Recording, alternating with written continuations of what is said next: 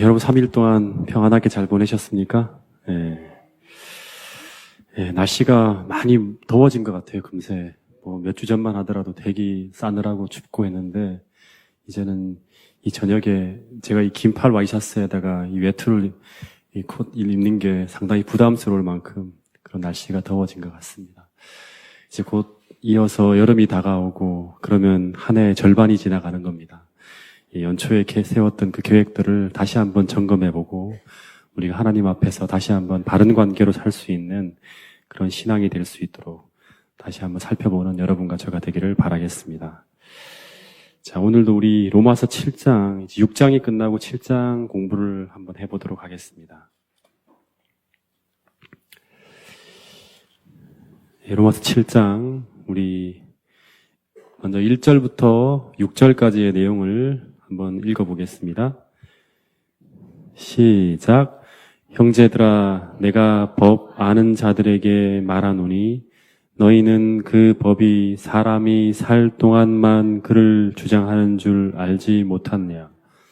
남편 있는 여인이 그 남편 생전에는 법으로 그에게 매인바 되나 만일 그 남편이 죽으면 남편의 법에서 벗어나느니라. 그러므로 만일 그 남편 생전에 다른 남자에게 가면 음녀라. 그러나 만일 남편이 죽으면 그 법에서 자유롭게 되나니 다른 남자에게 갈지라도 음녀가 되지 아니하느니라. 그러므로 내 형제들아, 너희도 그리스도의 몸으로 말미암아 율법에 대하여 죽임을 당하였으니 이는 다른 이 곧 죽은 자 가운데서 살아나신 이에게 가서 우리가 하나님을 위하여 열매를 맺게 하려 함이라. 우리가 육신에 있을 때에는 율법으로 말미암는 죄의 정욕이 우리 지체 중에 역사하여 우리로 사망을 위하여 열매 맺게 하였더니 이제는 우리가 얽매였던 것에 대하여 죽었으므로 율법에서 벗어났으니 이러므로 우리가 영의 새로운 것으로 섬길 것이요 율법의 조문에 묵은 것으로 아니할지니라. 여기까지입니다. 여기 보면 이 참 재미있는 비유가 나오는데요. 여기 보면 한 여인이 나오고 또 첫 번째 남편, 두 번째 남편이 나옵니다. 그죠? 그리고 이 법에 대한 여러 가지 이야기가 나오는데 이 비유가 뭐에 대한 것일까요? 무엇에 대한 어떤 그런 비유를 쭉 하고 있는 것일까요? 로마서 6장 14절을 보세요. 이 로마서 6장 14절을 더 자세하게 부연 설명하기 위해서 이렇게 쓴 예화라고 생각하면 됩니다. 이 로마서 6장 14절에 무슨 말이 있죠? 죄가 너희를 주장하지 못하라니 이는 너희가 법 아래에 있지 아니하고 은혜 아래에 있음이라. 이 법이라는 게 첫 번째 남편이고 은혜가 두 번째 남편이겠죠. 이 은혜라는 건 그리스도의 은혜입니다. 그렇죠? 이 내용을 오늘 좀 자세하게 좀 설명하면서 그 은혜 아래와 법 아래에 대한 어떤 그런 부분들을 좀 더 구체적으로 설명하는 시간이 오늘 이 화요일 기도의 시간이 되지 않을까 싶습니다. 먼저 1절부터 3절까지를 다시 한번 좀 내용들을 생각하면서 보면요. 형제들아, 내가 법 아는 자들에게 말하노니, 그 법 아는 자들이라는 건 그리스도인들이에요. 그죠? 너희는 율법이 사람의 살 동안만 그를 주장하는 줄을 알지 못하느냐. 이 율법이 사람의 살 동안만 그를 주장하는 것처럼 남편 있는 여인이 그 남편 생전에는 그 남편의 법으로 그에게 매인바 되나 만일 그 남편이 죽으면 남편의 법에서 벗어나느니라. 여러분 이 말이 무슨 말이죠? 여러분 이 성경의 내용을 보면 우리는 절대 율법 아래에 사는 삶이 되면 안 된다는 걸 가르쳐요. 그죠? 그러니까 이 바울의 논리를 보면 이 율법 아래의 삶이나 그러니까 이제 우리가 로마서 전체를 통해서 우리가 복음은 어디서 해방시키냐 그러면 죄에서 우리를 해방시키는 게 바로 죄에 대한 해결책이 복음이라 했죠. 그래서 이 죄 아래와 율법 아래는 같은 거예요. 같은 개념이에요. 죄 아래에 있는 거나 율법 아래에. 그리스도인이 단지 하나님의 법만을 알고 살아가는 사람이라 그러면 그 사람은 진짜 그리스도인이 될 수 없다는 게 로마서의 가르침이에요. 다시 말하면 둘 다 예수님의 도움을 받지 못하는, 다시 말하면 예수 그리스도가 함께 하시지 않는 삶을 살아가는 사람들이 율법 아래에 있는 사람들이고 죄 아래에 있는 사람들이. 그러니까 교회 다니지만 우리가 율법 아래에 있으면 우리는 그리스도와 함께하는 삶을 살아가는 삶이 아니라고 볼 수도 있겠죠. 그래서 그 사람은 반드시 이 죄의 굴레에서 벗어나지 못해요. 그러니까 계속 강조하지만 우리가 단지 율법 아래가 아니라 그리스도 아래로 이렇게 은혜 아래로 들어가야 돼요. 이 신앙이. 그러니까 그리스도 안에라는 말과 은혜 아래는 다 같은 말이에요. 그리스도 안에 있는 것과 은혜 아래 전부 다 같은 말이에요. 여러분 아래라는 말이 뭐라 그랬죠? 기억하세요? 아래. 아래. 어느 분이 또 대답을 해주실까? 네. 웃지만 마시고 한번 대답해 보세요. 틀려도 괜찮으니까. 이 아래라는 말은 원래 노예 사회에서 사용되던 말이에요. 아래. 그러니까 주인 아래에 있던 노예들에게 너는 완전히 주인의 지배 아래에 있다. 그럼 지배를 받는다는 의미예요. 그래서 율법 아래란 말은 율법이 우리를 완전히 지배한다는 거예요. 완전히. 근데 율법 아래에 있는 게 뭔 나쁜 건가요? 율법 아래에 있는 게 왜 우리로 하여금 죄로부터 우리를 해방시키지 못하나요? 네? 율법은 우리에게 있는 죄책감이나 이 죄의 지배를 제거해주지 못해요. 그러니까 우리에게 완전한 순종을 항상 요구하긴 해요. 어떻게 살아야 된다, 어떻게 살아야 된다. 그러나 죄인에게 순종할 수 있는 능력을 줍니까, 안 줍니까? 네, 안 줘요. 그러니까 그래서 우리가 이 율법 아래의 삶은 본성적으로 우리는 순종하기가 불가능한 사람들이라고 로마서 1장부터 3장까지 계속 얘기하는 거예요. 우리는 뭔가 진리를 알려주고 뭔가 옳은 길인가를 말해준다 하더라도 절대 그렇게 살 수 없는, 다시 말하면 본성적으로 기울어진 어떤 그런 본성을 타고났기 때문에 순종이 불가능해요. 그래서 이 법 아래에서 해방되지 못하는 한 우리는 율법 아래 살아가는 그 과정은 계속 우리는 불행이에요. 안다 그래도 계속 메마른 거예요. 힘들고 불편하고 불행하고 답답한 거예요. 교회 나와도 계속. 그리고 그 끝은 뭐냐 그러면 절망입니다. 네. 그래서 이 바울은 율법 아래에 있는 것은 절대로 죄에서 해방될 수 없는 죄 아래에 있는 것으로 보는 거예요. 그러니까 우리가 교회에서 교회 법만 안다고 어떻게 살아야 되는지만 안다고 하는 것은 그 사람은 아직 율법 아래에 머물러 있는 거예요. 그리스도의 사랑과 은혜를 경험하고 있지 못하다 그러면. 그러니까 삶이 안 변하는 거예요. 계속 죄의 굴레에서 벗어나지 못하는 거예요. 그래서 이 신앙하는 이 자세, 율법만 바라보고 그 율법의 표준만을 바라보는 그런 관점에서 그리스도의 중심으로 우리의 이해와 신앙의 관계가 바뀌어지는 것을 은혜 아래 들어가는 삶이라 그러는 거예요. 은혜 아래. 우리가 정말 경험으로 배워야 될 이 은혜 아래. 그러니까 뭐를 안식일을 지키는 거는 뭐고 그다음에 어떻게 지켜야 되고 뭐 이런 것만 계속 우리가 아는 것이 아니라 그리스도의 도움을 받는 방법. 그죠? 어떻게 하나님이 우리를 도와주는지, 성령을 받는 방법. 이런 것들을 우리가 더 배워야지만 우리가 율법 아래가 아니라 은혜 아래에 들어가는 삶으로 바뀌는 거예요. 그리스도 중심으로. 네, 너무 행복하죠? 김민정 집사님 오시니까. 네. 자, 그럼 우리가 어떻게 이 법 아래에서 해방될 수 있는가? 이제 본문의 답은 먼저 결론적으로 얘기하면 우리가 죽을 때라 그래요. 참. 네, 우리가 죽을 때라고. 근데 이게 어떻게 죽는지를 봐야 돼요.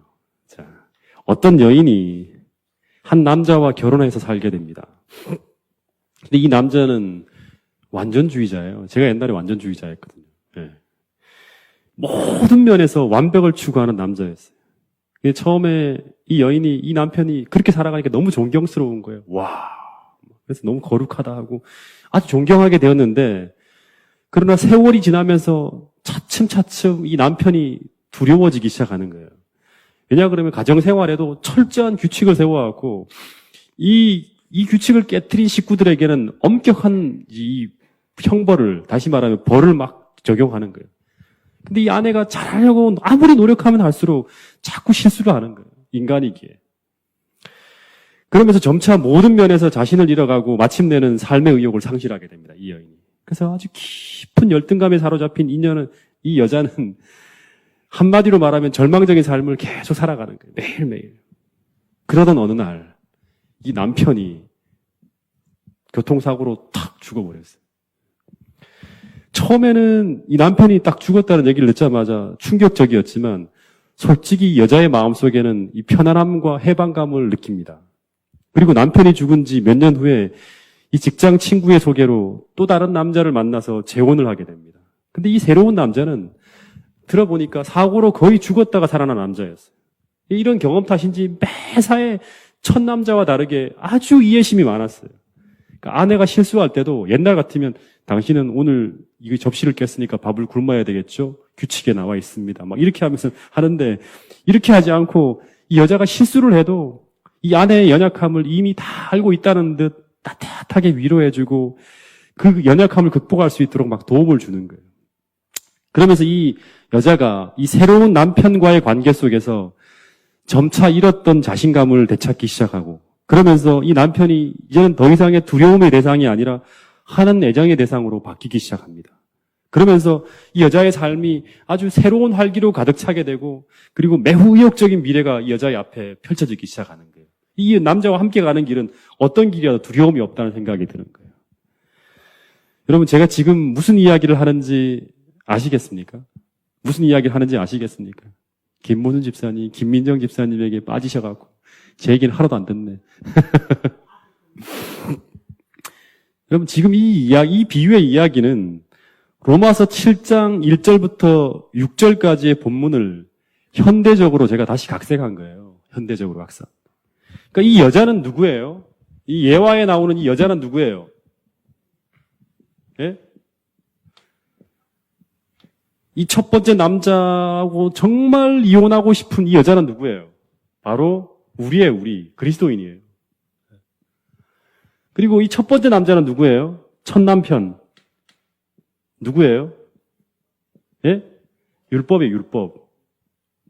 그러니까 우리가 율법이 문제가 아니라 율법과의 관계를 어떻게 설정하는가 하는 게 로마서 7장에서 중요한 답이에요. 두 번째 남편은요? 둘째 남편은 누굽니까? 예, 와. 이렇게 대답을 해주시면 제가 아주 행복합니다. 예수예요, 예수. 그러니까 이거를 은혜라고 하면 되겠죠. 그리스도의 은혜.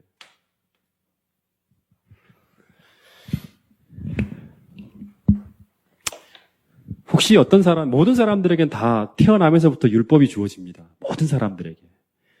혹 어떤 사람들은 나는 율법과 관계없이 나는 산다라고 말할 수 있을지 모르겠어요. 그러나 사도 바울은 로마서 2장에서 이방인들도 뭐가 있다? 율법이 있다 그런 거예요. 하나님이 줬다는 거예요.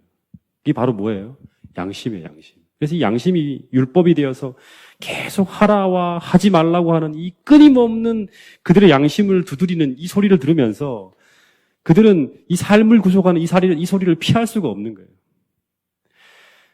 근데 그래서 우리 모든 사람들, 여기 앉아있는 사람 모든 사람들이 다 율법이라는 규범 속에 살아가지만 그러나 우리의 딜레마가 뭐예요? 이 율법이 하라는 것은 하지 못하고 하지 말라고 하는 것은 날마다 하며 산다는 거예요. 그래서 이 율법의 정죄를 우리가 피할 수가 없어요. 그래서 양심이 살아있는 사람들은 삶이 지속될수록 이 양심의 가책이 더 심해지고 양심의 명령, 도덕의 명령을 따라 살지 못하는 자신의 어떤 천박한 삶을 보면서 계속 절망감을 느끼는 거예요. 와, 왜 내가 이렇게밖에 못 살지? 그래서 이런 처지에 있는 사람들에게 누구나가 최대의 소망은 율법대로 살려고 애쓰는 사람들은 전부 다 최대의 소망이 뭐냐 그러면 누구를 만나는 거예요? 율법에 따라 계속 살아봤자 내가 그대로 살지 못한다는 걸 알잖아요. 그러니까 율법을 바라보고 거룩한 삶을 추구하는 사람들은 율법을 바라보는 사람들은 전부 다 이들에게 최대의 소망이 바로 뭐냐 그러면 로마서 7장에 나온 것처럼 어느 날 이 율법이 아니라 이 율법에게서부터 해방시켜줄 예수라는 새로운 남편을 만나는 거예요. 이게 모든 그리스도인에게 최대의 소망이에요. 그러니까 율법을 바라보고 신앙으로 전진했던 모든 사람들에게 다가오는 최대의 소망이 바로 이거예요. 이 양심의 가책, 죄책감, 그리고 이 율법을 지킬 수 있는 은혜를 얻고자 하는 이 열망이 모든 사람에게 있다는 거예요.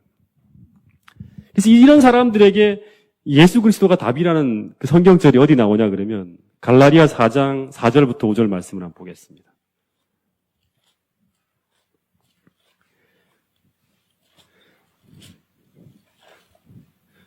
갈라디아서 4장 4절부터 5절. 자, 한번 읽어볼까요?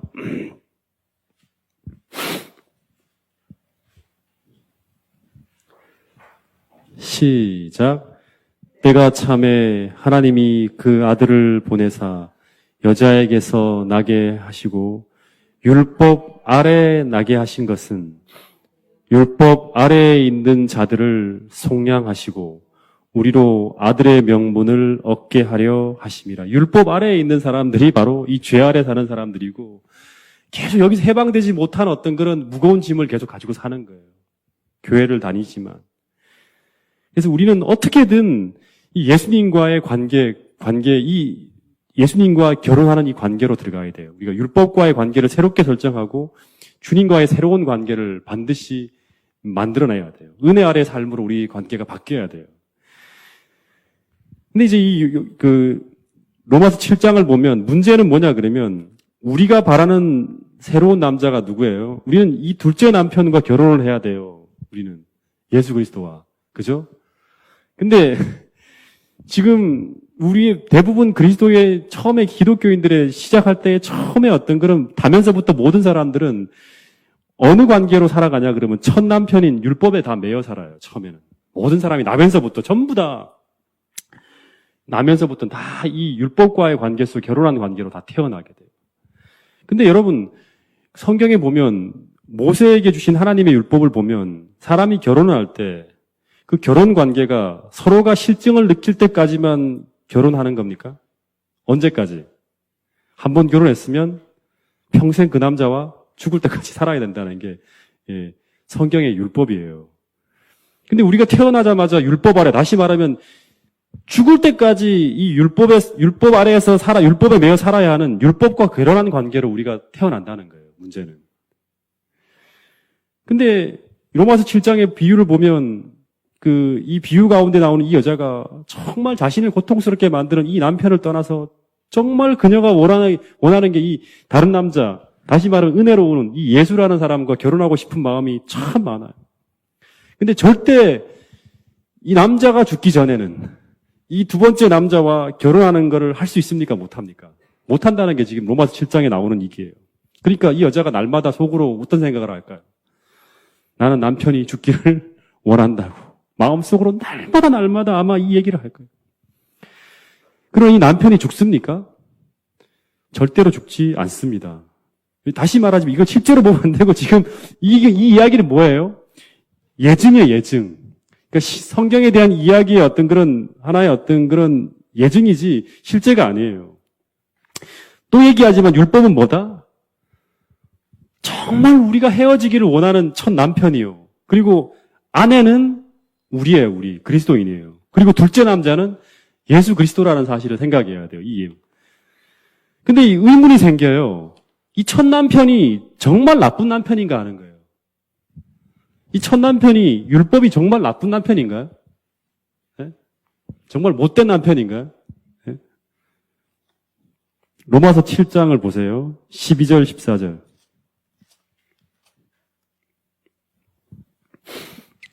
자, 읽어보겠습니다. 시작. 이로 보건대 율법이 뭐예요? 첫 남편이죠, 그죠? 율법은 거룩하고 계명도 거룩하고 의로우며 선하도다. 이 14절 보세요. 우리가 율법은 신령한 줄을 알거니와. 그러니까 율법은 절대 나쁜 남편이 아니에요. 첫 번째 남편이. 선하고 의롭고 거룩하고 신령한 남편이에요. 근데 왜 이 남편과 이 여자가 사는 것이 불행할까요? 남편이 정말 거룩한데 선하고. 왜 불행할까요? 그 이유는 이 첫째 남편이 거룩하고 선할지라도 아내를 동정할 수 있다, 없다. 동정할 줄 모른다는 거예요. 율법은 동정할 줄 몰라요. 이 남편은 뭐만 해요? 명령만 해요. 그러나 둘째 남편은 뭐 할 줄 안다? 동정할 줄 안다는 거예요. 그래서 이 여자가 그 은혜 아래 이 예수를 그리워하는 거예요. 그러니까 말씀대로 살려고 노력하는 모든 사람들은 다 예수를 그리워하게 돼 있어요. 양심이 화인 맞은 사람들은 이렇게 안 보이지만 말씀대로 살려고 하는 모든 사람들은 예수를 그리워하게 돼 있어요. 그리고 이 둘째는 이 첫 남편은 이 아내가 착하게 되도록 도울 수 있다, 없다? 도울 수 없다는 거예요. 착하게 되라고 말만 하지 도울 능력이 없어요. 근데 문제는 앞에서도 말한 것처럼 이 여자는 우리는 태어날 때부터 본능적으로 착하게 살 수 있다, 없다? 살 수 없다는 거예요. 이게 이제 로마서의 첫 번째 우리가 가지고 있는 딜레마예요. 그래서 율법과 결혼하는 사람들은 절대 율법의 요구를 우리가 이룰 수 없다는 것을 알기 때문에 이 관계는 분명히 파탄으로 끝나는 거예요. 네. 만약에 율법이 여자에게 스파게티를 만들어 오라고 하면 이 여자는 어떻게 하면 스파게티를 태워버리는 거예요. 접시를 설거지 좀 하라 그러면 접시를 깨트리던가 엉망진창으로 설거지를 하는 거예요. 그러면서 이 여자가 남편에게 말하는 거예요. 여보, 좀 도와달라고. 나 이거 정말 당신을 기쁘게 해드리고 싶지만 내가 그럴 능력이 없다고. 그때마다 이 첫 번째 남편으로부터 돌아오는 대답은 나는 당신을 도울 수 없다. 나는 명령밖에 할 수 없다는 이야기가 바로 율법이 우리에게 들려주는 첫 번째 남편이 들려주는 이야기입니다. 그러니까 율법은 용서할 수도 없어요. 여자가 잘못하면. 반드시 체벌을 해야 돼요. 그리고 도울 수도 없고 오직 명령만 하고 그 명령대로 행하지 못할 시에는 정죄하고 마지막에는 사형 선고를 내리는 게 바로 율법이 하는 첫 번째 남편이 하는 하나의 일들입니다. 근데 먼저 좀 이야기를 하면 로마서 8장 3절을 보세요. 이 첫 번째 남편이 못하는 거를 둘째 남편이 할 수 있다는 거예요. 3절에 보면 율법이 육신이라는 건 아내죠. 아내예요. 육신으로 말미암아 연약하여 할 수 없는 그것을 누구나 한다? 하나님은 하실 수 있다는 거. 이게 복음이에요. 이게 복음이에요. 그리고 이제 마지막 세 번째로 우리가 꼭 알아야 할 중요한 사실 중에 하나는 이 첫 남편은 이 여자를 동정할 수도 없고 도와줄 수도 없을 뿐만 아니라 가장 큰 문제는 이 첫 남편은 죽을 수 있다 없다. 이 율법은 죽을 수 있다 없다. 네. 폐지될 수 있다 없다. 폐지될 수 없다는 거예요. 죽을 수도 없다는 거예요. 네. 이 여자가 이 첫 남편과 관계를 청산하고 둘째 남편으로 한테를 갈라 그러면 이 첫 번째 남편이 죽는 길밖에 없는 거예요. 근데 이 첫 남편은 율법은 죽을 수가 없어요. 죽을 수가 없어요. 이건 이 첫 남편은 성경에 보면 천지가 없어지기 전에는 율법의 1.1핵이라도 떨어지지 않고 영원할 것이라고 성경에 명시되어 있는 거예요. 그러니까 이 율법은 영원한 거예요. 그러니까 이 첫 남편은 절대 죽지 않아요. 영원히 사는 거예요. 그래서 이 그리스도인으로 대표된 이 여자가 이 첫 번째 율법과의 관계에서 헤어나올 수 있는 방법이 없는 거예요. 그래서 다른 일반 개신교 학자들은 이 첫 결혼이 이제 무효화돼야지만 이 여자가 이 둘째 남자한테 갈 수 있잖아요. 근데 그 방법으로 많은 개신교 학자들이 주장하는 게 뭐냐 그러면 십자가에서 예수님이 율법을 어떻게 했다? 폐지했다고 이제 개신교에서는 가르쳐요. 그래서 이 우리와 율법과의 관계가 폐지되었기 때문에 자연스럽게 이 그리스도에게로 간다는 게 일반 개신교의 가르침이지만 실제 로마서 7장의 이야기를 훑어보면 절대 율법이 폐지될 수 없다는 것을 사도 바울은 분명히 얘기하고 있어요. 그러면 이제 답은 하나. 첫 남편이 죽어야지만 둘째 남자와 결혼하는데 이 관계가 청산되려 그러면 첫 남편은 죽을 수가 없어요. 영원해요. 그러면 누가 죽어야 됩니까? 누가 죽어야 됩니까? 네. 그게 이제 로마서의 가르침이에요. 해결책은 당연한 거예요. 로마서 7장 4절이 그 답이에요.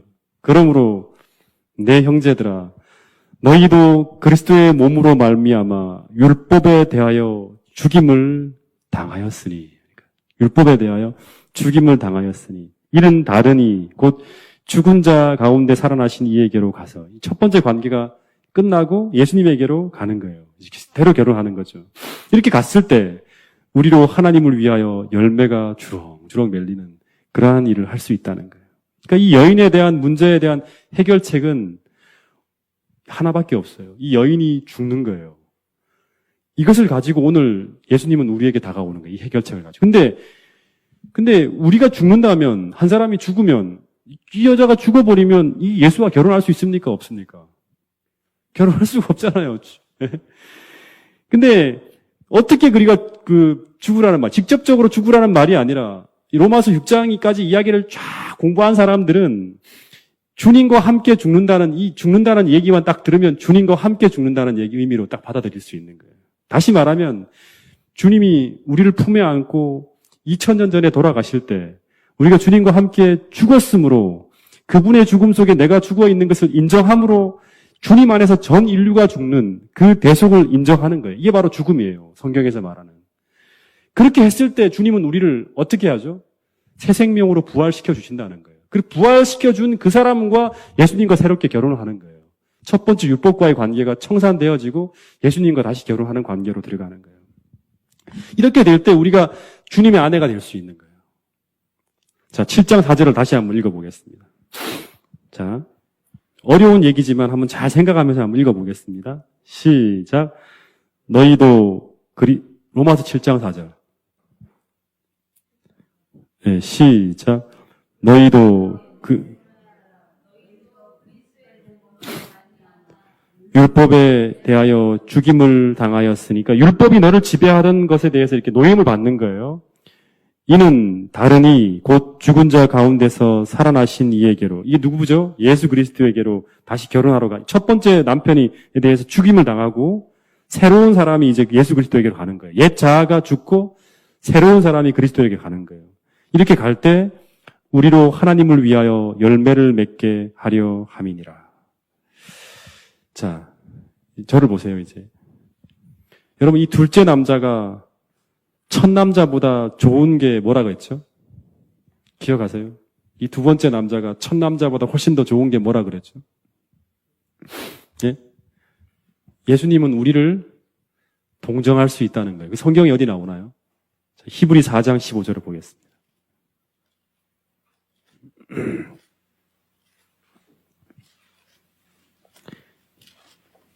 히브리 4장 15절. 자, 읽어보겠습니다. 시작. 우리에게 있는 대제사장은 우리의 연약함을 동정하지 못하실 이가 아니요 모든 일에 우리와 똑같이 시험을 받으신 이로되 죄는 없으시니라.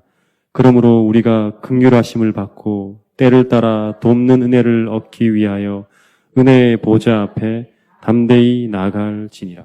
예수님은 이게 그분 함께 우리가 있을 때 우리가 연약하고 우리가 부족함이 많을지라도 우리는 그분의 품에서 이렇게 편하게 쉴 수 있어요. 그러니까 신앙생활을 하면서 이런 그리스도를 만나지 못하고 계속 우리가 나가야 될 이 표진만을 보고 사는 사람들은 지쳐요. 쉼이 없어요. 교회 오더라도. 그러니까 오늘 우리가 이 그리스도와의 은혜 아래 있는지, 내가 예수님 안에 있는지, 그분의 위로와 동정과 이런 거를 날마다 성경 문자가 아니라 정말 느끼며 살고 있는지를 점검해 보시게 되기를 간절히 바라겠습니다. 이런 분을 만날 때, 이런 관계 속에 살 때, 그분은 우리를 승리하게 할 수 있도록 도와주신다는 거예요. 두 번째, 이 둘째 남편은 우리의 연약함을 동정할 뿐 아니라 또 어떤 장점이 있냐 그러면 첫 번째 남편이 하지 못하는 일, 우리의 연약한 육신의 죄악적인 욕망을 이길 능력을 주신다는 거예요. 도와준다는 거예요. 율법은 우리에게 표준만을 가르쳐주고 알아서 승리해라 그러지만 예수님은 그리스도와 함께 가는 사람들은 그 관계가 형성되어진 사람들은 죄를 이길 수 있는 능력을 얻는다는 거예요. 히브리서 2장 18절 보세요. 히브리서 2장 18절. 자, 같이 한번 읽어보겠습니다. 시작. 그가 시험을 받아 고난을 당하였은즉 시험 받는 자들을 능히 어떻게 한다? 도울 수 있느니라. 참 감사한 일이에요. 그러니까 이 관계가 형성돼 있으면 우리가 극복해야 될 죄악적인 상황들을 만날 때마다 이분의 도움을 날마다 받고 있다 그러면 우리는 율법 아래가 아니라 은혜 아래 사는 사람이라는 거예요. 그리고 세 번째, 이 마지막 이야기인데요. 이 두 번째 남자가 첫 번째 남자보다 참 감사한 것은 뭐냐 그러면 이 첫 남편 안에서는 죄를 범할 때마다 넘어질 때마다 그 첫째 번째 남편은 그 사람 부인을 정죄해요. 날마다 너 왜 이렇게 못 사냐? 너 그거밖에 안 되냐? 맨날 정죄를 해요. 그러나 그리스도 안에 있는 자들에게는 예수님 안에 있는 자들, 예수님과 결혼한 사람들에게는 그리스도 안에 있는 자들에게는 로마서 8장 1절에 보면 이제 예수 안에 있는 자들에게는 뭐가 없다? 정죄함이 없다는 거예요. 그러니까 이 그리스도 안에 다시 말하면 예수님과의 결혼 관계에 들어가 있고 그분의 은혜 아래 사는 사람들에게는 연약하고 실패하고 실수할 때마다 정죄가 따르지 않아요. 심한 죄책감으로 괴로워하고 힘들어하지 않는다는 거예요. 은혜 아래서는 우리가 넘어질 때마다 예수님은 우리에게 이렇게 말씀하신다는 거예요. 내가 넘어진 이유는 너의 눈을 내게서 돌렸기 때문이라고. 나를 바라보지 않고 걸어가니까 넘어지지 하는 거예요. 여러분, 그래서 예수님이 그 넘어진 사람에게 그리스도를 바라보고 용서를 구할 때마다 주님께서는 정죄하시는 게 아니라 지난주 설교했던 것처럼 나도 너를 정죄하지 아니하노니 앞으로 내게 용서를 받았으면 나와 함께 이제 다시는 죄를 범하지 않는 그 능력을 힘입어서 같이 걸어가자고 얘기하는 거예요. 여러분, 이게 두 번째 결혼의 특권이에요. 율법 아래서의 아니라 그리스도와 결혼한 자에게 누리는 특권입니다. 넘어질 때마다 우리가 그리스도의 어떤 그런 우리의 죄책감을 씌워주시는 그 손길과 그분의 위로와 그분의 도움을 우리가 경험하고 있다 그러면 우리는 율법 아래 사는 사람이 아니라 예수의 은혜 아래 사는 사람입니다. 여러분, 그래서 우리가 은혜에 넘치는 삶을 산다 그러면 지난 안식일날 설교했던 것처럼 우리 교회 안에 참으로 여러 가지 연약한 사람들을 볼 때마다 동일한 마음으로 그리스도를 가리켜주면서 함께 보자고. 넘어진 이유는 주님을 바라보지 않았기 때문에 그런 거라고. 함께 그분을 바라보고 그분이 주시는 위로와 은혜를 받고 다시금 용기 내어서 일어나 가라고. 이렇게 해주는 사람이 바로 은혜 아래 있는 사람이에요. 여러분, 정말 은혜 넘치는 삶을 살 수 있는 여러분과 저가 되기를 바라겠습니다. 율법만이 아니라 그리스도를 바라보면서 그분의 위로와 은혜를 좀 풍성히 경험하는 사람, 그런 사람이 은혜 아래서 성공적인 신앙생활을 하는 사람들이에요. 근데 우리가 넘어질 때마다 정죄당하는 것은 아닐지라도 우리가 이 그리스도 안에 있는 자는 정죄함이 없다 했잖아요. 그러나 모든 실수마다 우리가 넘어지는 모든 실수마다 우리가 예수님을 십자가에 못 박는 고통을 준다는 것을 그들은 항상 기억해야 돼요. 은혜 아래 있는 사람들. 그래서 이 율법주의자와 은혜 아래 있는 참 그리스도인의 차이점이 뭔지 아세요? 이 율법 아래 있는 사람, 율법주의자가 율법 아래 있는 사람이거든요. 이 사람들하고 정말 은혜 아래 있는 참 그리스도인의 차이점은 율법주의자는 죄의 형벌을 싫어하고 죄의 형벌을 거부하고 미워해요. 죄의 형벌을.